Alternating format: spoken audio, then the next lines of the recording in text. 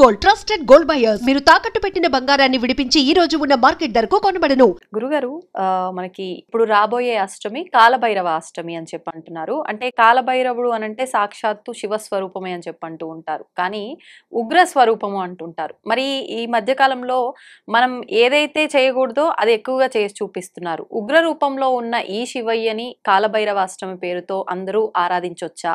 ఇంకొకటి, కాలభైరవుడు అనగానే అందరూ కూష్మాండ దీపం వెలిగించాలి అని చెప్పి ఆలయానికి వెళ్ళి ఈ దీపం వెలిగించడం కూడా చూస్తూ ఉన్నాము. ఎందుకు ఈ దీపం విశేషము? ఆ రోజున నిజంగా ఎవరైనా వెలిగించవచ్చా? దాని గురించి తెలియజేయండి. శ్రీ మహాగణాధిపతయ నమః. ఐం మహాసరస్వత్యే నమః. శ్రీ లలితాంబికాదేవియే నమః. అమ్మ, కాలభైరవ అష్టమి. కాలభైరవుడు అంటే కూడా పరమేశ్వరుడే. మనము కాశీక్షేత్ర నివాసంచ కాలభైరవ దర్శనం, మొట్టమొదట కాలభైరవుడి యొక్క దర్శనం చేసుకున్నాకనే పరమేశ్వరుడి యొక్క దర్శనం చేసుకోవాలి.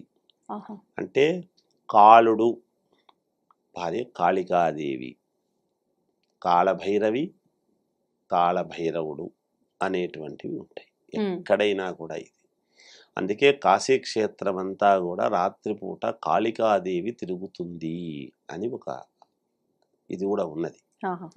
ఇక్కడ కాలము అంటే ఏమిటి? మనం ప్రతిదానికి ఏం చెప్పుకుంటాం? మనకి ఎందుకో సమయం బాగాలేదు, నా టైం బాగాలేదండి, కాలం ఎందుకో ఇట్లుందండి, కాలం కలిసి రాలేదండి అని చెప్పుకుంటూ ఉంటాం. అందుకనే భగవంతుడు ఏమిటి అంటే ఒక్కొక్క దానికి ఒక్కొక్క రూపకముగా ఫలానా అనేటువంటిది ఏర్పాటు చేశాడు. మనకి ఇన్ని ఉండడానికి గల కారణాలు ఏమిటి అంటే, ఏ కాలానికి నువ్వు ఏమి చెయ్యాలి, కాలపురుషుడికి నువ్వు చేయాల్సింది ఏమిటి, కాలభైరవుడికి చేసుకోవాల్సినటువంటి విధానం ఏమిటి, అలా కాలభైరవుడికి ఏమి చేస్తే కాలము నీకు అనుకూలమవుతుంది. ప్రతివాడు నాకు ఈ సమయం బాలేదు, కేవలం గ్రహస్థితులు బాగలేదు అని గ్రహాలకు చేసుకుంటాం.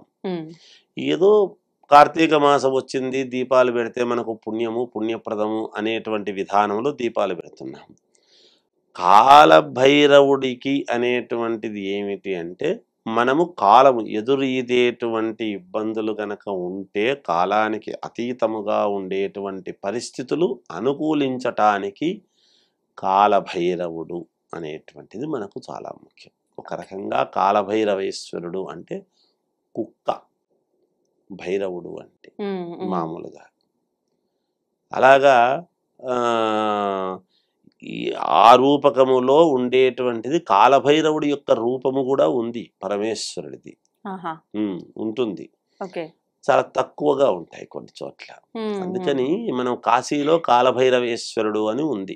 అక్కడికి పోయినప్పుడు నల్లది ఒక ఇది కట్టి చేస్తారు ఎప్పుడు కూడా. ఎందుకు అంటే ఈ కాలము అనేటువంటిది ఈ మనము బ్రతుకుతూ ఉన్నదంతా, పొద్దునైతే సూర్య భగవానుడు ఉన్నాడు, వెలుగుని మనం అనుకుంటాము, కానీ చీకట్లల్లో జీవితం లాగానే ఉంటుంది. మనం ఏది తెలుసుకోవాలనో అది తెలుసుకోక, ఏది తెలుసుకోకూడదో అవి తెలుసుకొని అజ్ఞానముతో పోతుంటాము. కాబట్టి అందుకని అది మనకు ఏదైనా నరదృష్టికి సంబంధించింది కానీ ఎటువంటి ఇబ్బందులు ఉండినా కూడా పోవడానికి కానీ కాలభైరవుడి దగ్గర చేసినటువంటి ఒక ఇది కట్టుకుంటాం మామూలుగా. ఎరుపుదిను నలుపుది కుంకుమ కలర్ లో ఉండేటువంటివి ఇలాంటి రక్షలు ఉంటాయి కొంచెం. ఇలాంటివన్నీ కూడా ఉంటాయి, అలాంటివి చేస్తూ ఉంటారు అక్కడ కాశీలో. మనము మామూలుగా ఈ కాలభైరవ అష్టమి రోజు చేయవలసినటువంటిది ఏమిటి, అది కూడా ఇప్పుడు కార్తీక మాసములోనే ఈ అష్టమి బహుళ అంటే పౌర్ణమి అయిన తర్వాత వచ్చేటువంటి అష్టమి కాలభైరవ అష్టమి ఇది మామూలుగా. ఈ అష్టమి నాడు ఏమి చేస్తే పోతుంది, ఏమి చేసుకుంటే మనకు మేలు జరుగుతుంది, మన పరిస్థితులు మెరుగుపడతాయి, మనకు కాలానికి ఎదురీతేటువంటి వాళ్ళు, నేను ఎంతగానో ప్రయత్నిస్తున్నా ఈ పని జరగటం లేదు, ఎంతగానో ప్రయత్నం చేస్తున్నాను ఇది కొలిక్కి రావటం లేదు, ఎంతగానో నేను ఎన్ని హాస్పిటల్స్కో తిరుగుతున్నా నా ఆరోగ్యం బాగుపడలేదు అని ఏదో ఒక్క కోరిక, మనం 10 కోరికలు కోరుకుంటే కావు. ఒక్క దీపం పెట్టి 10 కోరికలు కోరితే ఎలా? కనుక ఏదో ఒకటి అని పరిపూర్ణముగా మనస్సు పెట్టి ఏకాగ్రతతో ఎప్పుడైతే మనం చేసుకుంటామో ఆ పని 100% నెరవేరటానికి యోగవంతమైనటువంటి కాలం. పైగా బుధవారము, బుద్ధ అష్టమి అనేటువంటిది కూడా అంటారు. బుధవారం వచ్చింది కాబట్టి ఈ బుధవారము నాడు ఏమిటి బుధుడికి సంబంధం, బుద్ధికి ప్రధానమైనటువంటిది. అంటే సరైనటువంటి కోరిక ఎప్పుడైతే నువ్వు బుద్ధిపూర్వకమైనటువంటి కోరిక కోరుకుంటావో నీ కోరికలు తప్పకుండా 100% కాదు 1,00,000% భగవంతుడే అనుగ్రహిస్తాడు.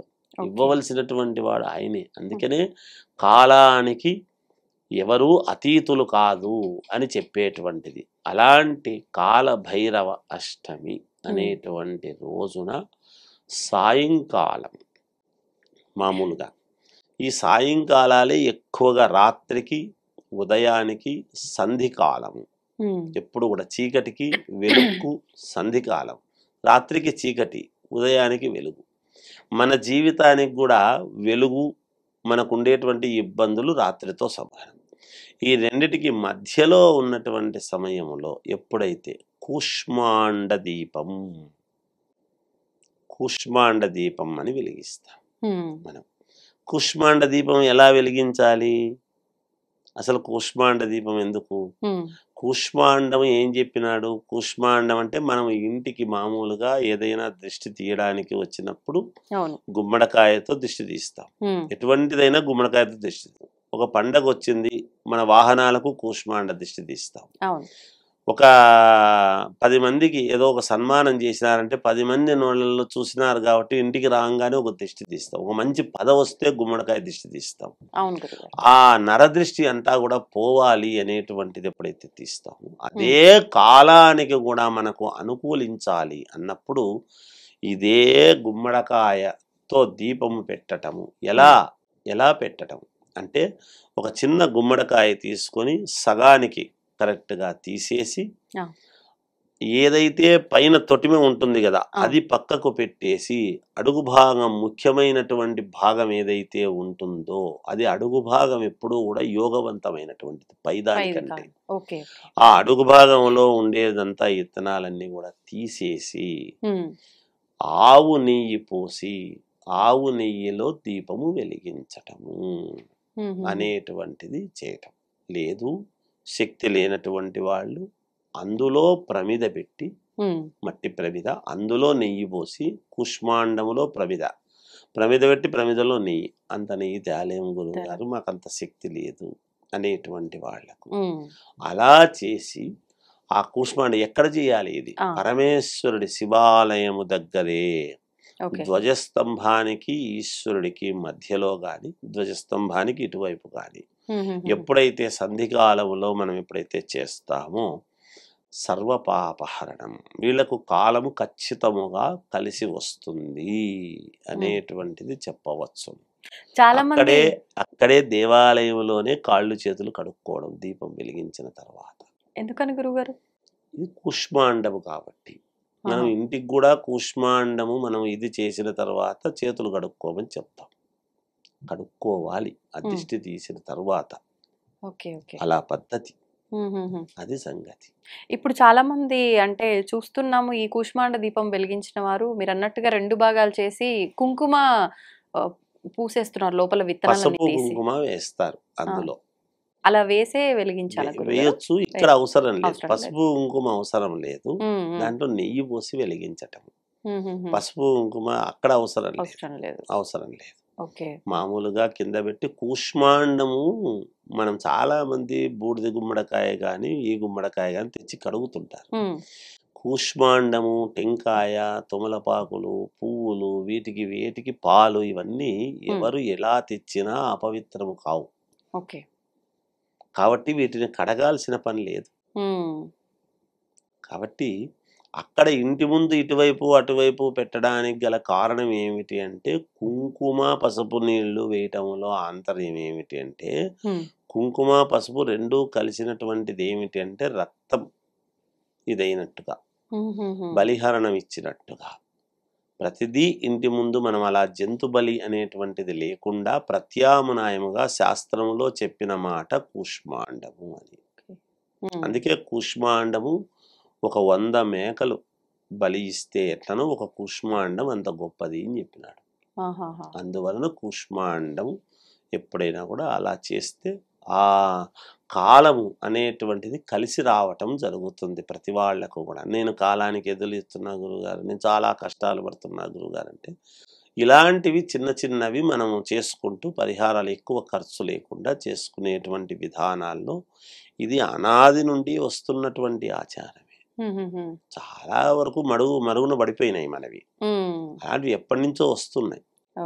కూష్మాండము, కూష్మాండ దీపం అనేటువంటిది. ఇప్పుడు ఇంతకీ ఇక్కడ కట్టే గుమ్మడికాయలోన దీపము, కొట్టే గుమ్మడికాయలోన గురుగారు? కట్టే గుమ్మడికాయ కాదు, కొట్టే గుమ్మడికాయలోనే చేయాలి.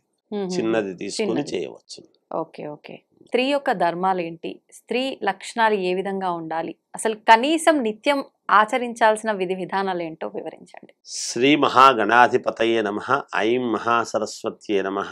శ్రీ లలితాంబికాదేవియే నమః.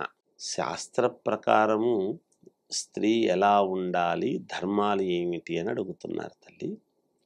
అయితే ఇవాల్టి రోజున వాళ్ళు వేసుకునేటువంటి డ్రెస్సుల మీద కానీ ఇంకో దాని మీద కానీ మనం కామెంట్ చేయరాదు, చేయకూడదు. ఎందుకంటే వాళ్ళ వసతులు, వాళ్ళు చేసేటువంటి పనులు కానీ ఎవరి ఇష్టం వాళ్ళది, తప్పులేదు.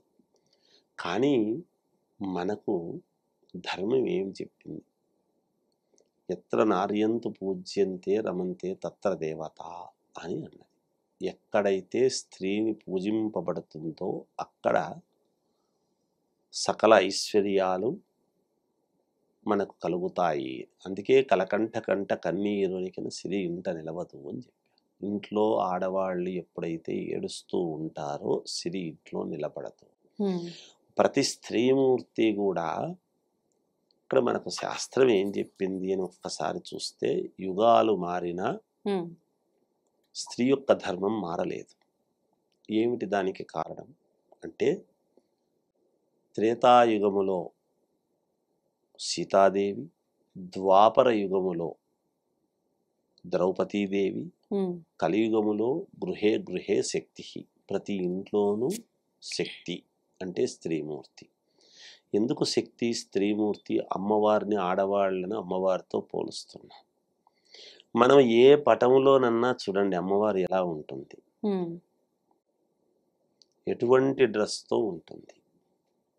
ఒక్క మాట, అంతకంటే స్త్రీ ధర్మాలు చెప్పాల్సిన అవసరం లేదు. ప్రతి స్త్రీ కూడా రోజు పసుపును ఎప్పుడైతే పట్టించుకుంటుందో శరీరానికి ఆ ఇంట్లో అరిష్టాలు ఉండవు అన్నాడు. ఏ స్త్రీ అయితే నుదుటను బొట్టు పెట్టుకొని పాపిట కూడా ముత్తైదువ అనేటువంటి ఆమె పాపిటలో బొట్టు పెట్టుకుంటుందో ఆ ఇంట్లో ఎక్కువ అమంగళాలు వినిపించవు అన్నాడు. ఏ స్త్రీ అయితే కట్టు బొట్టులో నిరంతరము ఒక పద్ధతి ప్రకారముగా ఉంటారో, అవసరాన్ని బట్టి ఏదో వేరే వేరే డ్రెస్సులు వేసుకోవడం తప్పని కాదు. ఆ ఉద్యోగ ధర్మముగా పోయి వచ్చిన తర్వాత వెంటనే వాళ్ళు చీర మార్చుకుంటారు. చీర అనేటువంటిది చాలా ఔన్నత్యమైనటువంటిది. ఒక స్త్రీకి చీర అనేటువంటిది చాలా అలంకారపూరితమైనటువంటి. ఎందుకు? చీరలో పైట ఉంటుంది కాబట్టి. మిగతా వేరే వాటికి పైట అనేటువంటిది వేరుగా ఉంటుంది, ఇంకొకటి వేసుకోవాలి. ఇందులో చీరలో పైట కూడా ఏకీకృతమై ఉంటుంది కాబట్టి అక్కడ ఏమిటి పైట వల్ల అంటే భుజము మీద పైట అనేటువంటిది, కొంగు అనేటువంటిది ఎప్పుడైతే ఉంటుందో కొంగు బంగారము అనేటువంటిది మనం చెప్పుకుంటున్నాం. కొంగుముళ్ళు అనేటువంటివి ఎందుకు వేస్తున్నాం? బ్రహ్మముడి అనేటువంటిది ఎందుకు వస్తున్నది వివాహ సమయంలో? ఆ కొంగు ఇతని మీద కూడా కండువా అనేటువంటిది పురుషుడికి ఉండాలి. ఇవి మన ధర్మాల్లో చెప్పినటువంటివి. అందుకే పూర్వం ఎవరూ కూడా మీద టవాల్ లేకుండా ఉండేటువంటి వాళ్ళు కాదు. రైతులు కూడా ప్రతి సామాన్యమైనటువంటి కుటుంబంలో ఉండేటువంటి వాళ్ళు కూడా మీద ఒక కండువా అనేటువంటిది. అందుకే తెలుగువాడు కండువా లేనిదే బయటికి గడప దాటని వాడు, అని చెప్పారు. మన తెలుగువాడు ఎలా ఉంటాడు అంటే పంచకట్టులలోన మునగాడువాడు, పంచభక్ష పరవాన్నాలు వడ్డించిన గోంగూరకై గుటకలేసేవాడు, ఎవడయ్యే ఎవ్వడు వాడు, ఇంకెవడయ్యే తెలుగువాడు అని. అలా మనం వర్ణించడానికి కూడా ఎంత అద్భుతం. ఆడవాళ్ళు ఆడపిల్లలు చిన్నతనములో గౌన్లు, పెద్దయ్యాక పెద్ద మనిషి అయింది అనగానే బయట వేసేటువంటి విధానం ఎందుకు అంటే ఆమె పుష్పవతి అయింది అని తెలియటం, పెద్ద మనిషి అయింది, అమ్మాయి కాస్త ఆమెగా మారుతున్నది అనేటువంటిది. తండ్రికి కూడా దూరంగా ఉండాలి, తల్లికి దగ్గరగా ఉండాలి స్త్రీ. స్త్రీ ఉండవలసినటువంటి విధానములో ఉంటే, పురుషుడు ఉండవలసినటువంటి విధానములో పురుషుడు ఉంటే, మీరు స్త్రీని మాత్రమే అడిగారు కాదు, పురుషుడు కూడా ఉండవలసినటువంటి విధానము తన కుటుంబానికి రక్షణ, 10 మందికి యోగదాయకముగా ఉండాలి. ఈ రోజులలో అందుకే కదా చిన్న చిన్న విషయాల్లో తెలియగా ఇలా చాలా అత్యాచారాలను మనం వింటున్న కారణం దేనికి అంటే పురుషుడు ఉండాల్సినటువంటి విధానంలో పురుషుడు ఉండాలి, స్త్రీ ఒక్కటే కాదు. స్త్రీ ఉండాల్సినటువంటి విధానంలో స్త్రీ ఉంటే ఆ ఇల్లు సస్యశ్యామలముగా అష్టైశ్వర్యాలతో నిరంతరము భోగ భాగ్యాలతో తులతూగుతూ ఉంటుంది. ఆ ఇంటికి యశస్సు, ఆ ఇంటి తరతరాలుగా ఏమయ్యా మీ నాయనమ్మ ఎలా చేసేది అనుకున్నావు, మీ అమ్మగారు ఎలా చేశారండి, ఆమె ఉంటే చాలండి, ఇంటి దేవత అండి, ఇంటి దేవుడుని పురుషుణ్ణి ఎంత దానం చేసినా కొనియాడరు. ఆ ఇల్లాలు ఇంటి దేవత అండి, దేవత అంటే అందుకే ఎలా ఉండాలి అనేటువంటి దానికి ఒకే నిర్వచనం. ఏ పటములో చూసినా సరస్వతీదేవి ఎలా ఉంది, లక్ష్మీదేవి ఎలా ఉంది, అమ్మవారు ఎలా ఉన్నది, దుర్గాదేవి ఎలా ఉంది. ముఖానికి రోజు ఎప్పుడైతే పసుపు అనేటువంటిది వాడుతూ ఉన్నదో ఆమె, ఆ ఇంట్లో సిరులు కురుస్తాయి. కాళ్లకు శుక్రవారము మంగళవారము ఎవరైతే పసుపు పట్టించుకుంటున్నారో ఆ ఇంట్లో సర్వమంగళము. ఎవరైతే ఎర్రగాజులు ఆకుపచ్చని గాజులు ఎక్కువగా ధరిస్తారో, నిరంతరము చేతికి గాజులు లేకుండా ఉండరో ఆ ఇంట్లో సర్వ మంగళము. అన్ని రంగాల్లోనూ మంగళకరమైనటువంటిది, అనుకూలమైనటువంటివి, యశోవంతమైనటువంటివి, కీర్తివంతమైనటువంటివి, అన్ని రకాల మేలు జరుగుతుంది అనేటువంటిది తెలుస్తూ ఉన్నది. ఉద్యోగరీత్యా కాలానుగుణముగా వాళ్ళు ఏ డ్రెస్ అన్నా వేసుకోవచ్చు, ఇదెందుకు అదెందుకు అని అడిగే హక్కు మనకి ఎవ్వరికీ లేదు. ఎవరి వ్యక్తిత్వం వాళ్ళది, ఎవరి అవసరం వాళ్ళది, వాళ్ళ పరిస్థితులు ఉండొచ్చు. కానీ ఇంటికి వచ్చిన సర్వాత అసుర సంధ్య వేళలో తప్పనిసరిగా చీర కట్టుకొని ఉండాలి. రాత్రికి మీ సౌకర్యం అది. వాళ్ళు కొంతమంది నైటీలు అని ఇప్పుడు ఏవో కొత్తవన్నీ వచ్చాయి కాబట్టి, వచ్చి చాలా ఏళ్ళు అయింది అనుకోండి, ఈరోజు ఏమి కొత్తగా రాలేదు. వాళ్ళ ఇష్టం. కానీ సంధికాలములో కానీ ఉదయము కానీ ఆమె చీరతో ఉంటే తప్పకుండా వాళ్లకు ఆ ఇంట్లో కలిగేటువంటివి అద్భుతమైనటువంటి యోగాలు కలుగుతాయి. ఇబ్బందులు అనేటువంటి మాట ఎక్కువగా ఉండవమ్మా. ఎందుకంటే తీర్చిదిద్దేటువంటిది ఒక స్త్రీమూర్తికే.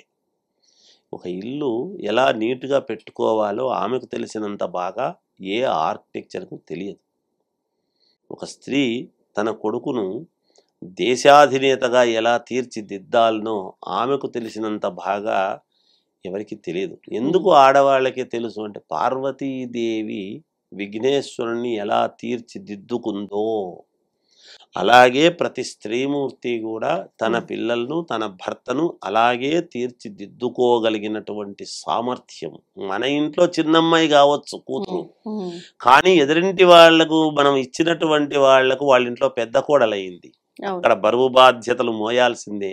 అయ్యో ఇంత చిన్న పిల్ల వాళ్ళ ఇంటికి పోయి బరువు బాధ్యతలు మోస్తుంది అంటే మన అజ్ఞానం అది. మనం అలా అనుకోవడానికి లేదు. ఆ అమ్మాయి ఆ ఇంట్లో పెద్దరికం వహిస్తుంది అంటే ప్రౌడ్గా ఫీల్ కావాలి. మనం ఎంత ఆత్మస్థైర్యంతో నా కూతురు అక్కడ పెద్దింటి కోడలయ్యింది అని సంతోషించాలి. అలా వాళ్ళ యొక్క మాటలందరూ పాటించాలి. తర్వాత తరం వాళ్ళు, ముందు తరం వాళ్ళందరూ కూడా వచ్చినటువంటి కోడలు ఏదైనా మనం మార్పులు చేర్పులు చేస్తే సరే అని సరిదిద్దుకోవాలి. ఇవన్నీ పాటించాలి. పాటిస్తే అందరూ బాగుంటారు తల్లి. అంత పటంలో ఎలా ఉందో అమ్మవారు అలా ఉంటే చాలు కదా, వేరే చెప్పాల్సిన పనేముందమ్మా. అలా అమ్మవారిలాగా మీకు గాజులు, రకరకాల 7 వారాల నగలు అన్నీ బాగుండాలి అని కోరుకునేటువంటి వాళ్ళు అలా తయారై కూర్చోండి. తప్పకుండా సర్వము మీకే వస్తాయి, మీకే కలుగుతాయి. ఒకరిచ్చేదేమిటి? మీరు సంపాదించుకోగలరు, మీరు చేసుకోగలుగుతారు మీ నడవడికతో, మీ విధానముతో, మీరు మీ వ్యక్తిత్వముతో. అందుకని స్త్రీమూర్తుల యొక్క గొప్పతనము ఎంత వర్ణించినా తక్కువే తల్లి. ఆమె త్యాగము ముందు, ఆమె గొప్పతనము ముందు వేషధారణలో ఏముందమ్మా, సందర్భాన్ని బట్టి వేసుకోవచ్చు. కానీ మనము బయట దుస్తులు చూస్తున్నాము కానీ హృదయములో ఉండేటువంటి మనస్సును, వాటిని చూడాలి కదా తల్లి. ఆ స్త్రీ యొక్క మనస్సును బట్టి ఉంటుంది ఎప్పుడు కూడా. ఆ ఔన్నత్యము ముందు ఒక్కోసారి ఎంతో వెలుగునిచ్చేటువంటి సూర్య భగవానుడు కూడా ఆమె హృదయములోకి వెళ్ళలేడు. శరీరము మీది వరకే వెళ్ళగలుగుతాడేమో గాని హృదయములోకి వెళ్ళలేడు. అలా హృదయములోకి వెళ్ళగలిగినటువంటి వాడే భర్త, మనస్సులోకి వెళ్ళగలిగినటువంటి వాడే భర్త. కనుక ఆ బంధం అనేటువంటిది చాలా గొప్పది. ఆమె అలా ఉంటే సంతోషం. సాధారణంగా మానవులు ఎన్నో పాపాలు చేస్తూ ఉంటారు, తెలిసి తెలియక ఎన్నెన్నో చేస్తూ ఉంటాం. అవన్నిటి ప్రక్షాళన కోసం, అన్ని కాకపోయినా కొన్ని ప్రక్షాళన అవ్వాలి అనంటే కొన్ని దానాలు విశేషం అని చెప్తూ ఉంటారు. సాధారణంగా అందరూ చేయగలిగే కొన్ని ఉంటాయి, లేదు కొంతమంది స్తోమత ఉన్న వాళ్ళే చేయగలిగే కొన్ని ఉంటాయి. అలా తీసుకుంటే అన్నదానము అని, గోదానము అని చెప్పి ఇలా రకరకాల దానాల్లో ఒక దానం కన్యాదానం. కన్యాదానము అంటే ఒక అమ్మాయిని ఇంకొక, అంటే సాక్షాత్తు లక్ష్మీ స్వరూపంగా భావించి ఒక అబ్బాయికి విష్ణుమూర్తిగా, నారాయణుడిగా భావించి వివాహం చేయటము, కాళ్ళు కడిగి కన్యాదానం చేయటం. కానీ ప్రస్తుత రోజుల్లో చూసుకుంటే ఈ కన్యాదానం అనేది జరగాల్సిన పద్ధతిలో జరుగుతుందా? అంటే ప్రతి ఒక్కరూ డబ్బు ఇస్తున్నారు, వాళ్ళు పుచ్చుకుంటున్నారు కట్నం పేరుతో. ఇక్కడ దానం అనేది ఎక్కడ కనిపించట్లేదు. అమ్ముకోవటం, వీళ్ళు పుచ్చుకోవటం ఇంతే జరుగుతుంది. మరి కన్యాదాన ఫలితం ఎక్కడుంటుంది గురుగారు? ఒక్కసారి దాని గురించి వివరణ ఇవ్వరా? శ్రీ మహాగణాధిపతయే నమః. ఐం మహాసరస్వత్యే నమః. శ్రీ లలితాంబికాదేవియే నమః. మామూలుగా దానాలు అనేటువంటివమ్మ భూదానము, గోదానము, సువర్ణదానము, రజిత దానము ఇలాంటి దానాలు ఉన్నాయి. అలాగే కన్యాదానము మహిమాన్వితమైన మహోన్నతమైనటువంటిది కన్యాదానం. కన్యను దానం ఇవ్వటం. ప్రతిగృహ్ణామి అని చెప్పి మామూలుగా మంత్రాలన్నీ కూడా చెబుతూ పాలల్లో అద్ది వాళ్ళ చేతుల్లో పెట్టటం అనేటువంటిది, అప్పగింతలు అనేటువంటివి చేస్తాం. కన్యాదానం చేసేటువంటివి మంత్రాల్లో కూడా మా అమ్మాయిని మీ అబ్బాయికి ఇస్తున్నాము. దేనికోసం ఇస్తున్నాము? మీ యొక్క ఇంటిని, మీ యొక్క గౌరవాన్ని మీ అబ్బాయికి సేవ చేసి, మీకు సేవ చేసి, అప్పగించేటప్పుడు కూడా పెళ్లి కొడుకు మాత్రమే అప్పగించటం లేదు.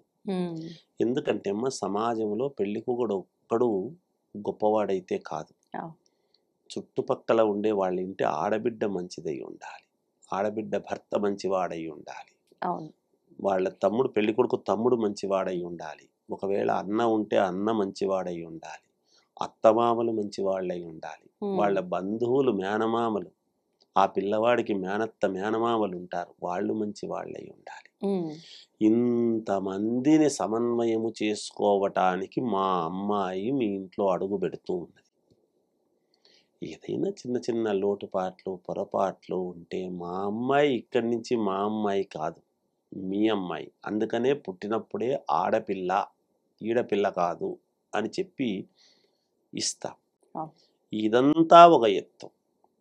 ఒక్కతిగా అక్కడికి వెళ్ళి సంతానాన్ని కని ఆ సంతానాన్ని అభివృద్ధి చెందేటువంటి విధానముగా తీర్చిదిద్దుకొని ఆ సంతానానికి మళ్ళా సంతానాన్ని ఒక మహావృక్షమై చిన్న మొక్కలాగా అక్కడికి వెళ్ళి ఒక మహావృక్షమై శాఖోపశాఖలుగా విస్తీర్ణమై ఆమె పలానా ఇంతమందికి మూలదేవత అయింది అని అనిపించుకునేటువంటి సామర్థ్యము స్త్రీకి ఉంది.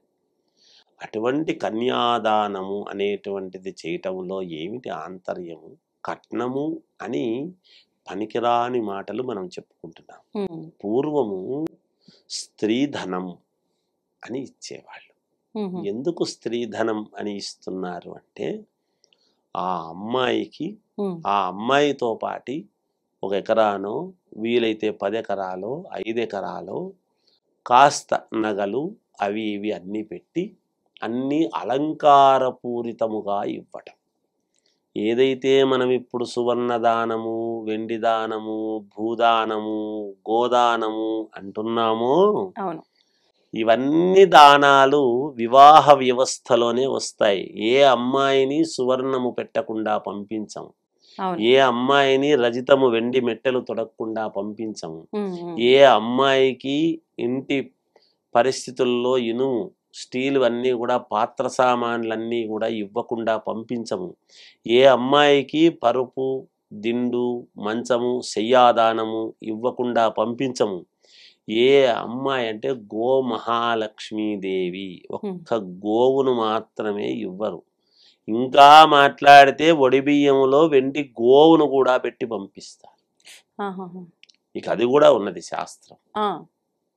వెండి గోమాతని వెండిది ఎందుకు గోమాత? ఇప్పుడు దాన్ని ఏం చేశారంటే గోవుని ఇవ్వాల్సి వస్తుందని అందరికీ గోవులను ఇస్తున్నారు. కాదు, ఇన్ని ఇచ్చినప్పుడు 1 ఎకరానో 2 ఎకరాలో స్త్రీధనము కింద అమ్మాయి పేరుతో రాసి పంపించటము, ఇవ్వటము. ఎందుకు? అల్లుడేదో అచేతనుడనో చేతగాని వాడనో ఇంకొకటనో కాదు. ఇవాళ ప్రతి వాళ్ళము లైఫ్ ఇన్సూరెన్స్ అనేటువంటిది ఒకటి కొత్త పదం వచ్చింది. కాదు, ఆ అమ్మాయికి ఎటువంటి ఇబ్బంది రాకుండా నేను ఎంతైతే 20 సంవత్సరాల పాటు నా కూతురుని నేను ప్రేమగా చూసుకున్నాను, నాకు కలిగిన దాంట్లో పెట్టి మా అమ్మాయిని అడిగింది లేదనకుండా ఇచ్చినాను, వాళ్లను అడగలేక ఆ అమ్మాయి ఇబ్బంది పడవచ్చు. అటువంటి ఇబ్బంది రాకుండా ఆమెకంటూ ఒక ఉపకృతి ఉండాలి, చెయ్యాలి అనేటువంటి భావనతో ఇచ్చి కన్యాదానం అనేటువంటిది ఇన్ని దానాలు చేస్తూ ఉన్నాం. అందులో 16 దానాలు వస్తాయి. అవన్నీ ఎందులో వస్తాయి? ఒక మహోన్నతమైనటువంటి కన్యాదానములో ఇవన్నీ యాడ్ అవుతున్నాయి. ఇస్తున్నా అవన్నీ ఇచ్చి కాళ్ళు కడిగి శ్రీ మహావిష్ణు స్వరూపమైనటువంటి అల్లుడికి వరరత్నాన్ని మా కన్యారత్నాన్ని ఇచ్చి, ఇద్దరు రత్నాలు లాంటి వాళ్ళే, ఎవరూ తక్కువ కాదు ఎక్కువ కాదు. అందుకని ఆ అల్లుడికి కాళ్ళు కడిగి వాళ్ళ అత్తమామల చేతుల్లో అల్లుడి చేతుల్లో పెట్టి నాయనా నా కూతుర్ని బాగా చూసుకో అనేటువంటి ప్రేమతో ఇస్తుంటే, ఇప్పట్లో అవన్నీ లేవు. కానీ అమ్మా పూర్వము ఏవో రాచి రంపాన పెట్టినారని వాళ్ళన్నారని వీళ్ళన్నారని అట్లన్నారని ఇట్లన్నారని ఉండేటి. ఒక 30-40 ఏళ్ల క్రితం అంటారు, చేస్తారు. ఈ రోజుల్లో ఆడపిల్లలు కూడా అలా లేరు, అత్తమామలు కూడా అలా ఎవరు లేరు. సమన్వయం చేసుకొని మా కోడలు మంచిదేనండి అని మార్పు జరుగుతూ ఉన్నాయి. వ్యవస్థలో మార్పులు వస్తున్నప్పుడు అందరూ మారుతున్నారు. కాకపోతే ఎందుకో ఇమడలేక ఇచ్చింది వెనక్కి ఇచ్చేసే నేను వెళ్ళిపోతాను అనేటువంటిది అది కొంచెము బాధాకరం అవుతుంది మాలాంటి వాళ్లకు. ఎందుకంటే జాతకాలకు వచ్చినప్పుడు గురుగారు ఇట్లా జరిగింది, మా నాన్న వాళ్ళు ఇంత ఇచ్చారు అంత ఇచ్చారు, కానీ ఇట్లా జరిగింది అట్లా జరిగింది అంటే ఎక్కడో ముహూర్తాలు చేయించేటువంటి వివాహము అనేటువంటిది సమయానికి తలంబ్రాలు పడక, సమయానికి జీలకర్ర బెల్లము పెట్టక, ఇండ్లల్లో కాకుండా ఈ ఫంక్షన్ హాల్స్లో చేస్తూ ఉండేటువంటి దాని వల్ల కొన్ని, ఎందుకంటే అక్కడ ఎన్నెన్నో ఏవేవో జరుగుతాయి, మన ఇంట్లో మనవి మాత్రమే జరుగుతాయి. ఎందుకో ఎక్కువ పోకడలకు పోయి స్థలము చాలదని ఇరుకు అనేటువంటి మాట ఉండదమ్మా. ఎప్పుడైనా ఇళ్లల్లో చేసుకున్నటువంటివి ఎప్పుడూ కూడా ఆజన్మాంతము కలిసి ఉంటారు. ఇలాంటి ఫంక్షన్ హాల్స్ అంటే మరి ఫంక్షన్ హాల్స్ వాళ్ళ పరిస్థితి ఏమిటి అంటే మనం చేసుకుంటున్నాం కాబట్టి వాళ్ళు కట్టారు కానీ అవే ఇంటి ముందు కూడా పందిరేస్తారు కావాలంటే. ఏముందమ్మా దానికి? అందుకని స్వగృహము అనేటువంటిది ఎప్పుడైతే మనము అక్కడ చేసుకుంటారో వాటి యొక్క విధానం వేరు. అందువలన కన్యాదానము అనేటువంటిది చాలా చాలా యోగవంతమైనటువంటిది. ఆ కన్యాదాన ఫలం అనేటువంటిది ఇన్ని దానాలు చేసుంటాడు కాబట్టి ఈ కన్యాదానం చేసినటువంటి తల్లిదండ్రులు ఎప్పుడైతే పీటల మీద కూర్చున్నటువంటి వాళ్ళు రేపు పొద్దున ఇదైనారు అంటే వాళ్ళు స్వర్గలోకాలకు పోతారు. ఇన్ని దానాలు చేస్తుంటాడు కదా. మరి ఎవరికి చేసినాడు ఇవన్నీ? ఒక ఉన్నతమైనటువంటి కుటుంబానికి. వాళ్ళు చేయించుకున్న వాళ్ళు ఎలా ఉండాలి? అలాగే ఉండాలి కదా. అలా ఉన్నప్పుడు అవి స్వీకరించినందుకు గాను వాళ్లకు కూడా సద్గతులు పొందుతారు అని ఉంది. ఇది శాస్త్రంలో ఉన్నటువంటిది నేను చెప్పానమ్మా. ఉన్న విధానము ఇంత గొప్ప విషయము కన్యాదానం అనేది. ఊరికే ఏదో అయిపోయింది కదా, మాకు అంతకు 2 ఇంతలు భరణం ఇవ్వాల్సిందే, పోట్లాటలు పెట్టుకొని ఎనికి ఇవ్వాల్సిందే అంటే ఈ మార్పు ఎంత ఉన్నవాడు వీడు నన్ను ఎట్లా తిప్పగలుగుతాడు, ఏ కారులో తిప్పగలుగుతాడు, ఏం చేయగలుగుతాడు అనేటువంటివి చూస్తున్నారు. కానీ హృదయములో నన్నెంత పదిలముగా పెట్టుకుని ఎలాంటి ఇబ్బందులు లేకుండా చూస్తాడు, వాడికి ఏముంది ఏమి లేదు అనేటువంటిది కాదు అక్కడ. మిగతాటివన్నీ కాదు. ఆత్మస్థైర్యాన్ని ఇచ్చేటువంటి భార్య ఉంటే ఏ మగవాడైనా సముద్రాన్నైనా ఈదగలుగుతాడు. నిరంతరము సూటిపోటి మాటలతో ఇంటికి వచ్చినటువంటి భర్తను మాట్లాడేటువంటి స్త్రీ ఉంది అంటే ఎంత డబ్బున్నవాడైనా వాడు పర్వతమంతవాడైనా కృంగిపోక తప్పదు. అంటే భార్యలోనే ఉందా, భర్తలో లేదా అంటే భర్త కూడా అంతే. భార్య చెప్పేటువంటిది వినటం నేర్చుకోవాలి. ఆమె చెప్పేది కరెక్ట్ అవునా కాదా అని తెలుసుకోవాలి. ఒకవేళ ఏదైనా తప్పు చెప్తే ఇది ఇలా కాదు ఇలా చేద్దామని సర్దుకోవాలి. అలా చేసుకుంటే కాపురాలు ఎక్కువ కాలం నిలబడగలుగుతాయి. గురుగారు, మనం ఇంతకు ముందర వీడియోస్లో మాట్లాడుకున్నప్పుడు కన్యాదానం సందర్భంలో మీరు చెప్పిన కొన్ని విషయాలకు నాకు ఒక ప్రశ్న అడగాలనిపించింది. అండ్ దాంతోపాటు కొన్ని జరుగుతున్న పరిస్థితుల్ని కూడా మనం కల్లారా చూస్తున్నాము. నాకు అది అలా కనెక్ట్ అయింది కాబట్టి నేను ఈ క్వశ్చన్ అడగాలనుకుంటున్నాను. ఏంటంటే ఇప్పుడు అమ్మాయిని కన్యాదానం చేస్తూ అత్తవారింటికి పంపిస్తున్న సమయంలో పుట్టింటి వాళ్ళు ఆమె మీద ప్రేమతో అక్కడ వెళ్ళి అడగలేదేమో, మేము ఇది ఇస్తే తనకు ఉపయోగపడుతుంది అనుకొని కొన్ని వస్తువులు ధన రూపంలో కానివ్వండి, ఆభరణాల రూపంలో కానివ్వండి, ఏదో రకంగా తనకి ఇచ్చి పంపిస్తుంటారు అని చెప్పి మీరు అనడం జరిగింది. అది అన్నప్పుడు నాకు అడగాలనిపించింది ఏంటంటే, అలా ఇచ్చి పంపించిన ఆ ధనాన్ని కానీ ఆమె కోసం అని చెప్పి ఇచ్చి పంపించిన దేనిపైన అయినా కూడా ఆ అత్తవారింటికి కానీ అత్తవారింట్లో వాళ్ళకి కానీ హస్బెండ్కి కానీ అధికారం ఉంటుందా? అంటే వీళ్ళ ఇష్టానికి వీళ్ళు ఇంకా మా కన్యాదానం పెళ్లి చేసి పంపించేసిండ్రు, పిల్లనైనా అంటే తననైనా మేము ఏమైనా చేసుకుంటాము, తనతో వచ్చిన సొమ్మునైనా మేము ఏమైనా చేసుకుంటాము అని మాట్లాడే వాళ్ళు చాలా మంది ఉన్నారు ప్రస్తుత రోజుల్లో. దీనికి మీరేం చెప్తారు? అసలు శాస్త్రం ఏం చెప్పింది దీని గురించి? శ్రీ మహాగణాధిపతయే నమః. ఐం మహాసరస్వత్యే నమః. శ్రీ లలితాంబికాదేవియే నమః. దీంట్లో ఒక చిన్న లాజిక్ ఉంటుందమ్మా ఎప్పుడు కూడా. నేను చెప్పింది ఏమంటే గతం వీడియోల్లో కన్యాదానము చేసేటప్పుడు ఒక 5 ఎకరాలో 10 ఎకరాలో 1 ఎకరా కానీ వాళ్ళకున్నంతలో, తర్వాత దీన్ని అమ్మాయికి ఆభరణాలు లేకుండా పెట్టి పంపించాం. వెండి ఉంటుంది, రజితం ఉంటుంది, శయ్యాదానం ఉంటుంది, గోదానం ఉంటుంది. ఇలా అన్ని దానాలతో పాటు కన్యాదానం అనేది జరుగుతుంది. ఇలా జరిగినప్పుడు ఏముంటుంది అంటే ఇది స్త్రీధనం అనేటువంటిది ఒక పేరు వస్తుంది అక్కడ. ఈ పొలము అది ఇచ్చేటప్పుడు ఎందుకు ఇస్తారు ఇవన్నీ కూడా అంటే ఇప్పుడు ఉద్యోగాలు ఇవన్నీ ఉన్నాయి. పూర్వము పొలాలే కాబట్టి ఆ పొలములో వచ్చినటువంటి పంట అనేటువంటిది తీసుకుని వాళ్ళు ఉపకృతి చేసుకోవడానికి అనుకూలముగా ఉండటానికి, వాళ్ళ జీవన భుక్తికి ఇబ్బంది లేకుండా ఉండాలి మా అమ్మాయి అల్లుడు. ప్రపంచంలో ఏ తండ్రి అయినా బిడ్డను గుప్తముగా బిడ్డకు చేసినట్టుగా ప్రపంచంలో ఎవ్వరికి చేయరు. బిడ్డ కోసము సర్వం సహా ధారపోసి చేస్తాడు. కొడుకులకు చేస్తాడు, కొడుకులకు చేయడు అని కాదు దాని అర్థం, బిడ్డలకు చేస్తారు, బాగుండాలని వివాహ సందర్భంలో చేస్తారు. దాన్ని చాలామంది తప్పుగా అర్థం చేసుకొని నాకు ఇచ్చారు కాబట్టి ఇదంతా నాదే అనుకొని దూబరదుండితనం చేసి దాన్ని ఎట్లంటే అట్లా చేయడం అనేటువంటిది కరెక్ట్ కాదు. అట్లా చేసుకునే అధికారము కూడా లేదు. దానం ఇచ్చినారు కదా, కన్యాదానం, నేను చేసుకున్నాను కాబట్టి నేను ఆ అమ్మాయిని వాతలు పెడతాను, ఇంకేదో చేస్తాను, కొరడా దెబ్బలతో కొడతాను, ఇంకోటి చేస్తానంటే నిన్ను కొట్టడానికో లేకపోతే వాతలు పెట్టడానికో లేకపోతే స్త్రీధనం మొత్తం వాడుకోవడానికో నీకు ఇవ్వలేదు. ఆ అమ్మాయికి భవిష్యత్తులో ఎటువంటి ఇబ్బంది రాకుండా ఉండటానికి ఏ తండ్రి వివాహము చేసిన తర్వాత మళ్ళా బిడ్డ తనింటికి రావాలని కోరుకోడు. అంటే మామూలుగా రావచ్చు, పసుపు కుంకాలు తీసుకోవచ్చు, పోవచ్చు, శాశ్వతంగా అక్కడే ఉంటుంది.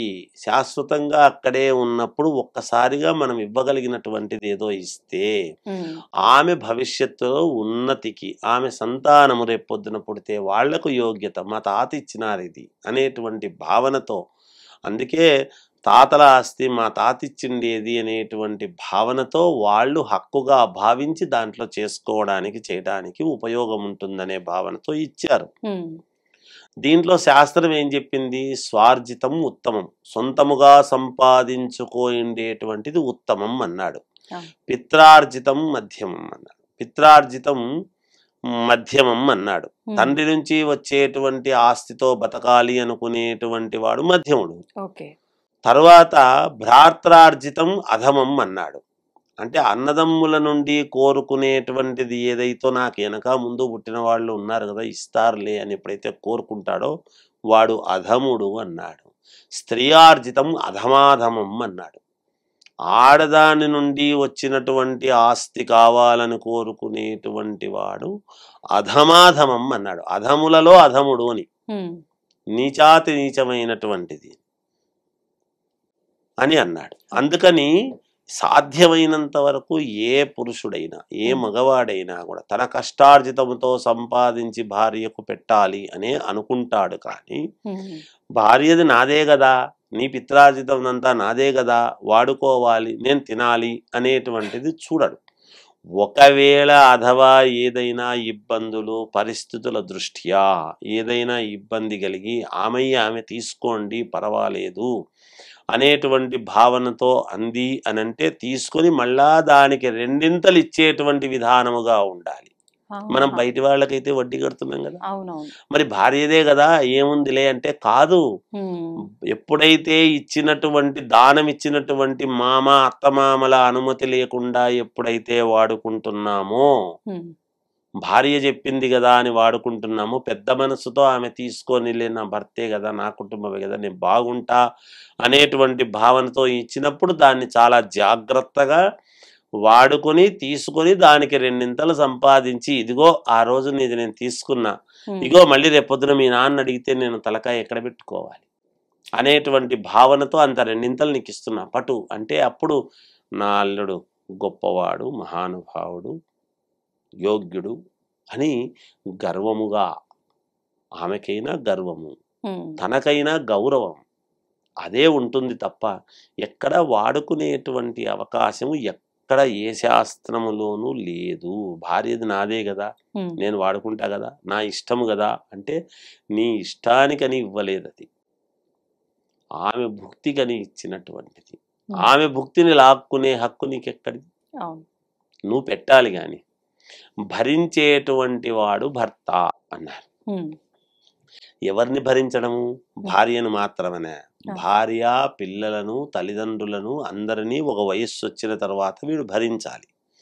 ఒకవేళ ఆమె కూడా అత్తమామలను అందరినీ ఎలాగో వచ్చిన తర్వాత ఈ అత్తమామలే నా తల్లిదండ్రులు, మా మరిది నాకు తమ్ముడు, మా ఆయన చెల్లెలు నాకు చెల్లెలతో సమానం అనేటువంటి భావనతో వరుసకు వదిన అని పిలవవచ్చును కానీ మరిది కొడుకుతో సమానము, మరదలు కూతురుతో సమానము అనేటువంటి భావన. ఒకవేళ పెద్దదయ్యిందనుకో, పెద్దదయ్యిందంటే తోడబుట్టిన అక్కతో సమానం అనేటువంటి భావనతో ఇంకా వాళ్ళతో చూసుకుంటూ ఉంటుంది. అంతే బాధ ఒకవేళ ఈమె కుటుంబానికి వదిలిపెట్టి వచ్చినటువంటి కుటుంబానికి గనక ఇబ్బంది వచ్చింది అంటే అల్లుడు పెద్ద కొడుకులాగా చూసుకోవాల్సినటువంటి బాధ్యత అల్లుడికి ఉంది. కొడుకులు ఉన్నారు కదా, అల్లుడిని నేనెందుకు చూస్తాను అని అనడానికి లేదు. వాళ్ళ అవసరాలు, వాళ్ళ బాధలు పంచుకోవాల్సినటువంటి బాధ్యత అల్లుడికి ఉంటుంది. మరి ఇది కూడా భరించాలి కదా. నీ అత్తమానులు జీవితాంతం నేను ఇక్కడే భరిస్తాను అని వచ్చినటువంటి ఆమెకు, ఆమె కుటుంబం ఏదైనా ఇబ్బందుల పాలైంది అంటే చూడాల్సినటువంటి బాధ్యత అల్లుడికి కూడా ఉంటుంది. అందుకే భరించేటువంటి వాడు భర్త అంటే ఇక్కడ మాత్రమే కాదు, అటువైపు ఇటువైపు అన్ని రకాల భరించగలిగినటువంటి సామర్థ్యము ఉండాలి, అలా నడుచుకోవాలి అని దాని అర్థం. మరి మగవాళ్ళకైనా ఆడవాళ్ళు కూడా ఇక్కడిది సమన్వయం చేస్తున్నారు కదా, ఏది వచ్చినా అన్ని చూస్తున్నారు కదా.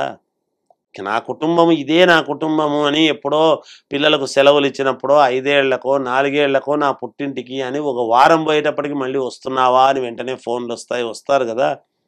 ఓ వారం 10 రోజుల కంటే ఎక్కువ ఉండదు కదా సెలవుల్లో, మహా అంటే ఒక నెల రోజులు ఉండి అంతకంటే ఉండదు కదా. జీవితం అంతా ఇక్కడే కదా, 100 సంవత్సరాలు ఇక్కడే ఉండేటువంటి మనిషి ఒక నెల రోజులో 10 రోజులో 20 రోజులో పోతే ఆమె ఉండలేదు. నా భర్తకి ఇబ్బంది అవుతుంది, తిండి తినటానికి నేనే చేసి పెట్టాలి అని ఆమె వస్తుంది, ఉండలేదు. అటువంటి యోగవంతురాలైనటువంటి స్త్రీ ధనాన్ని వాడుకోవటం ఎట్టి పరిస్థితుల్లోనూ కరెక్ట్ కాదు, వాడుకోకూడదు అనేదే శాస్త్రము చెప్పినటువంటి మాట. మనం శాస్త్రం లేదో అది చెప్పాలి. అంటే ఇప్పుడు మీరు చెప్పిన ఈ స్త్రీ ధనము అంటే తన వివాహ సమయంలో పుట్టింటి వారు ఇచ్చిన ఆ ధనం మాత్రమేనా? ఇప్పుడు చూస్తున్నాం అంటే కుటుంబాలు గడవక ఇద్దరు సంపాదించే పరిస్థితులు చూస్తున్నాం. అంటే అలా సంపాదించినప్పుడు స్త్రీ సంపాదించిన ధనాన్ని కూడా ఇబ్బంది పడుతున్నాడు అని చెప్పి చూసి ఆమె ఇస్తేనా, లేకపోతే ఆయన అది కూడా అలా తీసుకోవటము ఇది కూడా వర్తిస్తుందా గురుగారు? ఏదైనా అమ్మా ఇప్పుడు స్త్రీ సంపాదించుకొని వచ్చింది అని అంటే అసలు స్త్రీ సంపాదన ఎప్పుడు వస్తుంది? పురుషుడికి చేత కాకపోతే కదా, లేదా సమన్వయము కాకుంటే కదా. ఈ రోజులలో పెరుగుతున్నటువంటి ధరల దృష్ట్యా, లేకపోతే ఏ పురుషుడు స్త్రీని బయటికి పంపించి సంపాదించుకోవాలని అనుకోడు. లేదా ఆమె నేను ఇంత చదువుకున్నాను, నా చదువు వ్యర్థము కావద్దు, నాకున్నటువంటి దీంట్లో నేను ముందుకు పోయి 10 రూపాయలు సంపాదించుకొని నా పిల్లలకు పెట్టుకోవాలి, మంచి చదువులు చదివించుకోవాలి, చేదోడు వాదోడుగా ఉండాలి అనేటువంటి భావనతో చేసుకుంటున్నప్పుడు సమన్వయముగా అది వేరు. కానీ భార్య సంపాదన తీసుకోవాలి, తీసుకొని మళ్ళా ఇవ్వకుండా ఉండాలి అనడం కానీ ఇలాంటివైతే కరెక్ట్ కాదు. భార్య సంపాదన మీద ఏమాత్రము భార్య భరించేవాడు భర్త అనేటువంటి మాట ఎక్కడొస్తుంది? భార్య సంపాదన ఎప్పుడైతే తీసుకుని వచ్చి ఆమెది మనమే తీసుకుంటూ కూర్చుంటే ఇంకా మనల్ని భరించేటువంటి వాడు అనేటువంటి పదం ఎక్కడి నుంచి వస్తుంది? ఇంకా ఏమి భరించినట్టు అనేటువంటిది అక్కడ ప్రశ్నార్థకం అవుతుంది. అందుకని ఇద్దరూ సమన్వయమై నేను ఇది చేసుకుంటాను అది చేసుకుంటాను అనేటువంటిది వేరు. కానీ ఆమెవన్నీ తీసుకొని ఆమెకి ఇవ్వకుండా పోగొట్టడం వేరు. తప్పు. పోగొట్టరాదు. ఆమెది ఏ వస్తువైనా ఆమెది పోగొట్టడం తప్పు. ఒకవేళ పురుషుడు నేనిచ్చిండేదే కదా నీకు తీసుకున్నా అని పోగొట్టినా తప్పే. ఒకసారి ఇచ్చిన తర్వాత వెనక్కి తీసుకునే అధికారము ఏ భర్తకు లేదు. భార్య ఇప్పుడు మెళ్ళ మంగళసూత్రం కట్టాడు, నేనే కదా కట్టినా తీసుకుంటానా బుద్ధి పెట్టినట్టే కుదరదు. దాన్ని బట్టి అర్థం చేసుకోవాలి. అది మంగళసూత్రం అనే కాదు, ఏ బంగారు వస్తువు ఇచ్చినా భార్యకు మళ్ళీ వెనక్కి తీసుకునే అధికారము ఇచ్చిన వాడికి భర్తకే లేదు. భర్తకు లేదు. ఏది ఇచ్చినా తీసుకునే హక్కు లేదు. ఇవ్వడం వరకే నీ ధర్మం, తీసుకునే హక్కు నీకెక్కడిది? అంటే నేనే కదా ఇచ్చినాను, నా అవసరానికి తీసుకుంటున్నాను అంటే కాదు, అది తప్పు.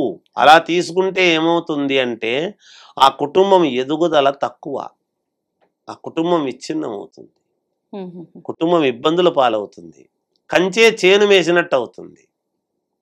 అంతకంటే ఉపమానాలు చాలా ఉంటాయి కానీ మా స్థాయికి దిగజారి చెప్పలేము కదా. అందువలన ఇప్పుడు ఏదైతే మనము చేనుకు వేసుకుంటున్నామో ఆ కంచె చేను వేస్తే అర్థం ఏమిటి? అది అండగా ఉండాల్సినటువంటిది కదా. పంట పండి సమృద్ధిగా జీవనకు భృతి కలిగించాల్సినటువంటి కంచె పంటను నాశనం చేస్తే ఎలా? అందుకని ఇచ్చే అధికారం ఉంది కానీ తీసుకునే అధికారం నీదే కావచ్చు గాక.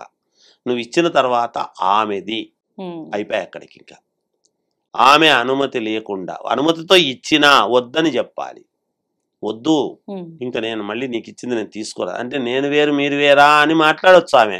ఇక్కడ వేరు అవును అని కాదు, ఇచ్చిన తర్వాత అది స్త్రీధనం అవుతుంది, అది ఆడమనిషి యొక్క ఇది అవుతుంది. ఆమె హక్కు. మంగళసూత్రం మనమే కొట్టులో కొనుక్కొచ్చింటాం, మనమే కట్టింటాం, కానీ ఆ మంగళసూత్రం ఎవరి హక్కు? ఆమె హక్కు. కట్టించుకున్న ఆమె హక్కు మంగళసూత్రం. దాన్ని తీసుకునే హక్కు ఎవరికి ఉంది? చేసిన కంసాలకి లేదు, కొనుక్కొచ్చిన డబ్బు ఇచ్చిన మనకు లేదు, ఎవరికీ లేదు, ఎవ్వరికీ లేదు. ఆ తీసుకునే హక్కు మనకు లేదు, తీసుకోకూడదు. అట్లా అది ఎలా అయితే తీసుకోకూడదో ఏ వస్తువు అయినా తీసుకోరాదు, అంతే. ఇవన్నీ అలంకారాలకు సంబంధించినటువంటివి. స్త్రీకి అలంకారభూతమైనటువంటివి ఏవీ మనము తీసుకోవరాదు. అందుకే తెలియక చాలామంది పోయి తలనీలాలు ఇస్తుంటారు. తలనీలాలు ఇవ్వరాదు ఆడవాళ్ళు, ఏదో 3 కత్తెరలు ఏదో ఒక చోట అట్లా అట్లా ఇవ్వాలి తప్ప స్త్రీ జుట్టును ఎప్పుడు కూడా ఇవ్వరాదు. స్త్రీ సొంతము జుట్టు అనేటువంటిది, సొంతమైనటువంటివి ఏవి ఇవ్వరాదు, ఇంకోరి చేతుల్లో పెట్టే అధికారం లేదు, ఇవ్వకూడదు, తీసుకోరాదు. తీసుకుంటే అది మహాపాపము, నేరము, ఘోరము. ఇంతకంటే ఎక్కువ చెప్పను. జయోస్తు. ధన్యవాదాలు గురుగారు. And for more videos, please subscribe to iDream. Please subscribe to iDream. Please subscribe iDream. And please subscribe to iDream. For more videos, subscribe to iDream. please like, share and subscribe to the channel. Congratulations, iDream. Subscribe to iDream. Subscribe to iDream. So subscribe to iDream Media. iDream ki iDream team andarki huge congratulations. Please subscribe iDream Media. Please subscribe to iDream. Subscribe iDream. Please subscribe to iDream. iDream అంటే నా కళల ఛానల్ను subscribe చేసుకున్న నోరు తిరుగుతలేదు, మీరైతే గంట గుర్తు కొట్టండి. For more such videos, please subscribe to iDream. Subscribe to iDream. Please subscribe to iDream. Please subscribe iDream Media. Please do subscribe to iDream. Please subscribe to iDream Media. For best entertainment and information, please subscribe iDream. And don't forget to subscribe to iDream.